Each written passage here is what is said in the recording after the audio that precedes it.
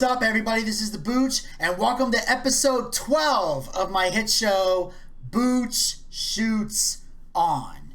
And this week we've got a pretty decent topic this week. Some of you might be a little shocked that I waited this long to talk about it, but I did it for a reason. And that is, of course, Booch Shoots On, the Money in the Bank ladder match, or I should say, the 2020 Money in the Bank ladder match. That way there's no confusion. Now, so you might be thinking, Booch, this happened practically a few weeks ago, maybe even a month ago. Why are you waiting till now to talk about it? And that's because I have a little bit of a confession to make. I'm running a little bit out of content, ladies and gentlemen. I was trying to decide what video to talk about for this week, because I have a lot of things that I'm passionate about that I want to talk about, and for this week, I couldn't really think of anything, so I just said, you know what? I gotta put an episode out. I gotta talk to the people. So I decided to throw in this 2020 Money in the Bank ladder match. Now, just to be clear, I'm not talking about the entire Money in the Bank pay-per-view. I'm not doing that. I'm not gonna talk about the other matches. They were in the Performance Center. They did what they needed to do. Some were good. Most of them sucked. I'm here to talk about the Money in the Bank ladder match specifically. And the reason for that is because this match was done differently than any other match in the history of WWE. Because for the first time ever, it was being done at WWE Headquarters in Stanford, Connecticut. That's why their slogan was, "Climb the Corporate Ladder," which I thought was brilliant. A lot of people were sitting here going, what the hell? Why are they doing this? Whatever. I looked at it like this. Right now, currently, we are in a pandemic. And, WWE is still running their shows. They were deemed an essential business. I mentioned that a few episodes back. I already gave my thoughts on that. So they're trying to come up with as many interesting things as they possibly can to entertain the people. And I figure the only audience you have to entertain is the people at home. They don't got to worry about fans in the stands. So why not use this time to come up with fun, innovative things to entertain the people? Because eventually the day will come when fans will be back in the arenas. And once fans are allowed to return and we're allowed to see these things live, we're not going to see stuff like this again. Not for a very long time. Because like I said before, if they did this and aired it in an arena where fans had to watch it, it would get booed out of the building. Because we don't want to watch it on Titantron. We want to see it live in the ring. We want to see these guys climb the ladder, grab the briefcase. But if you can't have fans, why waste it at the Performance Center? Do something different. And that's exactly what they did with this match. And what I also found very interesting was the fact that they had the men and women's matches happen at the exact same time. So yeah, the men and the women were all fighting each other in one section of the building. The men were all fighting each other in the other section of the building. For example, they had the women in the lobby. They were all meeting up in the lobby. Asuka was on the second floor already. She dove off the second floor onto them. Then later got in an elevator and tried to take the elevator all the way, to the top of the building. But eventually, the women, couldn't stop her. So Asuka's basically riding this big-ass elevator. So she's already on her way to the roof, which is where the Money in the Bank contract was. So basically on the roof, they set up a ring, they had a bunch of ladders everywhere, and you could climb the ladder and grab your briefcase. And they had both briefcases hanging up. Now the men, they started off in the gym, the workout gym. There's an actual, workout facility inside the WWE Headquarters, which I guess is used mostly for the employees, because most of the time in the tower, in the WWE Headquarters, it's mostly the employees that are there. The actual 9-to-5 business employees that do all that stuff behind the scenes. The creative department, the marketing people, pretty much anybody that works inside that building. So that's mostly where the employees go when they want to work out. I'm sure Vince McMahon is in there a lot. Triple H is probably in there a lot. I'm sure that, you might even see some people that are just regular employees, not even WWE superstars, inside their training because they have their Performance Center in Orlando where they can go lift weights. Although I'm sure if WWE superstars come to visit Stanford, Connecticut, they might stop in the weight room or be given access to it if necessary. So it was very intriguing to get to see the inside of the headquarters in Stanford, Connecticut, because most fans always wanted to see what goes on the inside. We've only seen certain aspects of the building over the years. So I thought it was great to see. You got to see different sections of the building. You got to see, Vince McMahon's office. We didn't see Triple H's office, which I thought was disappointing. I would have liked to have seen, Triple H's office. And they did a lot of cool stuff, like Otis trapping a barbell a bench press bar on AJ Styles, and he's looking at Ray like, come on, man, get this off me, man, get it off me, and Ray just runs away. And then there was even cameo appearances, like Vince McMahon was in his office yelling at AJ Styles and Daniel Bryan as they were about to mess up his office. So AJ and Daniel's kind of look at each other, they get nervous, and then they just put the chairs back and kind of bow to Vince and walk out. And then Vince gets like hand sanitizer, which I thought was hilarious. And then, of course, you have they're running through the bathroom at one point, and Rey Mysterio goes in the bathroom trying to find them, and Brother Love comes out of the bathroom, putting his jacket on, going, I love you. And Ray's like, yeah, you too, I gotta go. And then you see him washing his hands, which I thought was great, because Bruce Pritchard is, back with WWE, so why not use him for a cameo? And then, of course, John Laurinaitis is also there in the cafeteria doing the whole people power, which was kind of funny too, which makes sense. I mean, even though John Laurinaitis, I don't think is necessarily an employee of WWE anymore, he's still part of the WWE family to a degree and can make those kind of appearances. And, of course, he's, to my knowledge, still married to the mom of Nikki and Brie Bella. So Daniel Bryan does have him as kind of a stepfather-in-law situation. And, of course, they're fighting through elevators and going through all these crazy things. And so for a period of time, this was entertaining. I even like the scene where the women end up fighting in the Money in the Bank conference room. They see a briefcase hanging up. Dana Brooke grabs it, and for a brief moment, Dana Brooke thinks she's won the Money in the Bank and is going to be able to cash it in. But unfortunately, she doesn't. Stephanie comes out and says this is the conference room and everything. So Stephanie McMahon makes a cameo, which is kind of cool. And of course, the men and the women are always interacting with each other, but never really doing anything. They're the only time they really interact is when there's a giant food fight, and then Shayna Baszler chokes out Rey Mysterio, and then Nia Jax, I think somebody else comes running at them and accidentally collides into Rey, which I thought was stupid because I've always hated whenever there's a guy-girl interaction. Like, I'm a fan of intergender wrestling, but what I'm not a fan of is when the woman has to constantly gain the upper hand. I like it better when it's back and forth. Like in Lucha Underground. Like, if the girl punches the guy in the face really hard, the guy's going to respond even harder. And if anything, it made the women look tougher if they were able to get the win.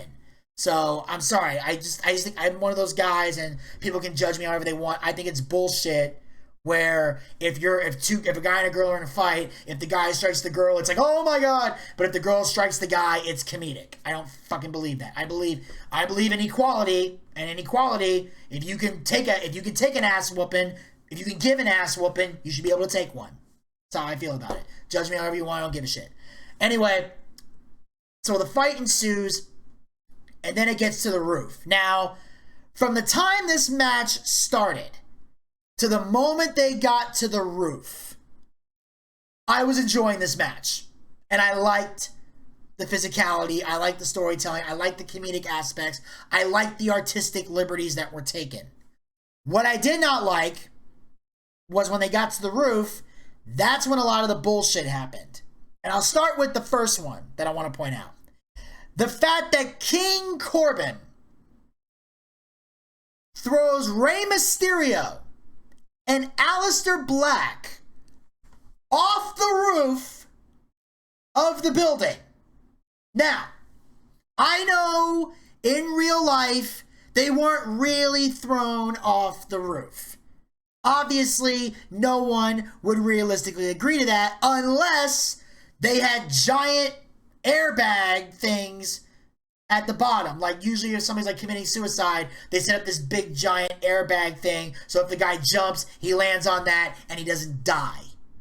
So unless they set one of those up at the bottom and set it up at the exact spot where the person was going to get thrown off the roof, they're not really going to get thrown off the roof. So I know that they weren't really thrown off the roof. However, in this story, in this world that WWE has created where they want you to suspend your disbelief and understand what's going on, I am led to believe they were thrown off the roof. So why in the ever-living fuck are they on Monday Night Raw the very next night competing in a tag team match? If you got thrown off a 10-story building to the floor, first of all, you'd be fucking dead. But even if they said, oh, they're not dead, but they're in a coma, it would be weird, but I would at least be willing to bend the rules with that. I'd be like, all right, I'll buy that. I'll play that, because you can't kill somebody in WWE. They're not going to do that. But at the very least, write them off TV. They're in a coma. They're in a vegetative state. And then eventually when you want to bring them back, they come out of the coma and come back to the ring. That would at least be fine. Because I remember when Undertaker and Kane were feuding in the late 90s. At the Royal Rumble in 1998, Undertaker was locked in a casket. Kane took a match and set the casket on fire. It took at least 2 months for The Undertaker to come back. Undertaker didn't come back the very next night. He came back a week or two before WrestleMania and said, I now want revenge on Kane. And then they had the match at WrestleMania 14. But he came back 2 weeks beforehand. And just recently, when we had the Boneyard match between AJ Styles and The Undertaker, where AJ Styles was buried alive, he didn't come back until the week before Money in the Bank, when he won the last chance gauntlet match in order to be the new entrant into the Money in the Bank when Apollo Crews got injured. So there you go. You had this whole ordeal take place where people came back in a month's time. But two guys get thrown off the roof of a building and come back the next day. That was fucking ridiculous.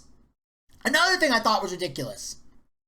Towards the end of the match, you see Asuka climbing up the ladder to grab the women's briefcase. Corbin climbs up the other side of the ladder where there's the men's briefcase.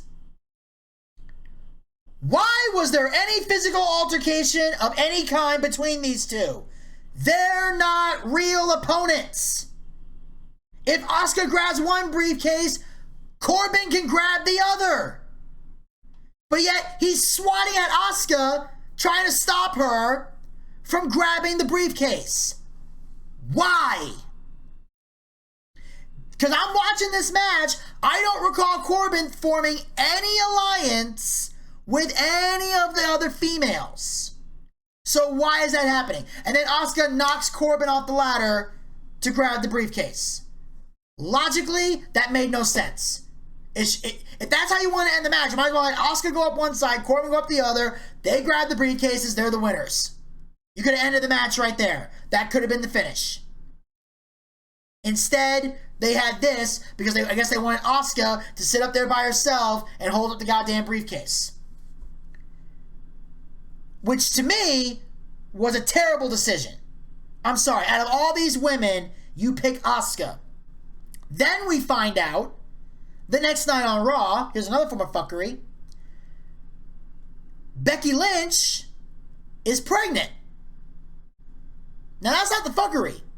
The fuckery is because she's pregnant, she must now surrender the Raw Women's Championship. And because Asuka won the Money in the Bank, they pretty much gave Asuka the Raw Women's Championship. Now, Becky Lynch had this was a historic title reign. She was the longest reigning women's champion in the history of WWE. And it ends by her getting knocked up by Seth freaking Rollins. That, ladies and gentlemen, is horseshit. And it really makes me mad because, look, I don't know what the hell happened. I don't know if they planned to get pregnant or not. Now, if it's an unplanned pregnancy, then okay, I can give a free pass.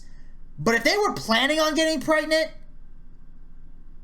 then this was the dumbest thing they could have ever done.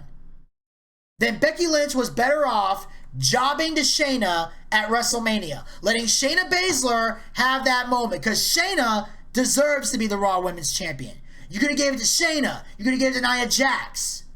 You could have grabbed one of the other SmackDown girls and had them jump ship to Raw to make the storylines interesting. But instead, you picked Asuka. And I know a lot of people like Asuka. I have no idea why. But she had been buried for half the year. Yeah, she was the Raw Women's Champion. I mean, she had the WWE Tag Team titles with Kairi Sane, but they were basically going around doing Japanese gibberish. Asuka has a terrible gimmick. It's a joke. It's not something I can take seriously. It's not something any real wrestling fan could take seriously. She was the worst choice for a women's champion. And now she just has the belt. So there you go. They could have easily gave it to Nia Jax, who had just got back from injury and could have been dominant. You could have gave it to Shayna Baszler, who was on a fucking roll since debuting on Raw, where we could have had this monster heel that people could have tried to take down. With Nia Jax, same thing. You could have had two monster heels that babyface could be chasing, but instead, you gave it to Asuka, who every week is going to go, okay, that's all the fuck she's going to do. There's nothing special about her. Whatever magic she had in NXT, it's gone. It's gone. This is the worst choice they could have made on the women's side. Let's get to the men's side, shall we? We now have an ending here with AJ Styles and King Corbin. After the two people got thrown off the roof, we now have these two guys fighting on the ladder for the briefcase. Elias takes it upon himself to whack Corbin with the guitar. Corbin goes down because they take that off, and now they're fighting over it. So there's no possession. So now we got some NFL shit going on here, or XFL if you want to really make jokes, where there's no, as they say, complete pass happening. They're juggling the ball. But eventually, Corbin falls. AJ has it, but it slips out of his hand, and it drops into Otis's hand. So now Otis holds the money in the bank. I see. Now, Otis has the Money in the Bank contract. Now, here's my problem. First of all, I felt AJ Styles should have won because I feel like his loss to The Undertaker really hurt him as a competitor. I felt this was the best opportunity for AJ Styles to recover from the literal and figurative burial that he suffered at the hands of The Undertaker, who in my opinion should not have won the Boneyard match. Not happy that he did. Instead, they give it to Otis. Now, I like Otis. I'm a fan of Otis. If Otis is going to be pushed as single star, which I kind of hope he doesn't because I like the Heavy Machinery tag team, but if this is where the route they're going to go, I would take Otis seriously at some point down the road as a potential Universal Champion. But here's the problem. The reason I don't like this is because I know they are not going to let him keep that briefcase. Now, I should have mentioned at the beginning of the video, but I'll say it right now. I'm taping this video way in advance, okay? At the time that I am taping this, it is May 13th. At the time that I am taping this video. It's going to come out in June, I think. Either the end of May or beginning of June is when you're currently watching this video.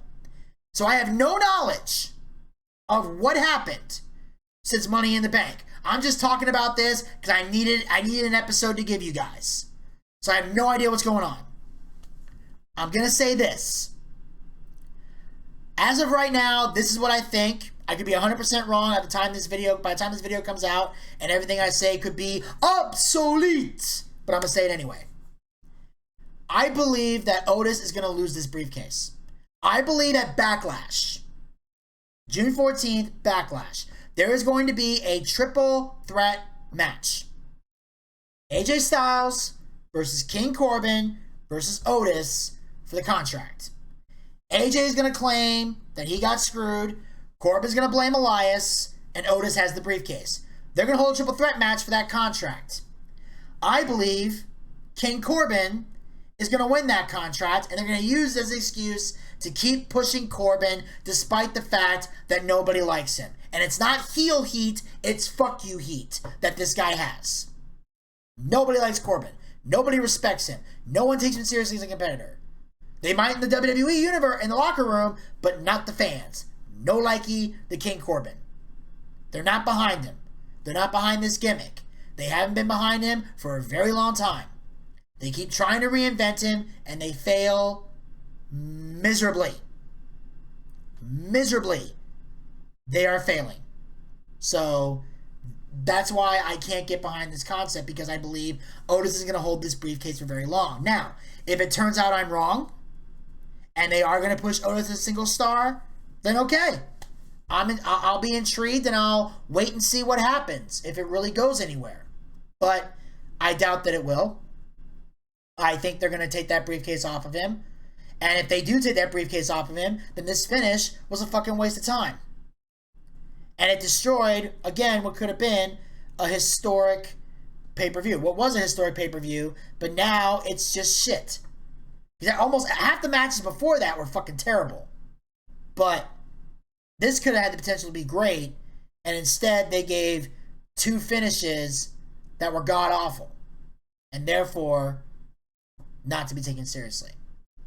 Alright, that, ladies and gentlemen, will wrap up this week of Booch Shoots On. Thank you so much for tuning in. Make sure you guys hit the subscribe button, ring the bell to be notified so you never miss another episode of Booch Shoots On, as well as other great Vinny Bucci YouTube content.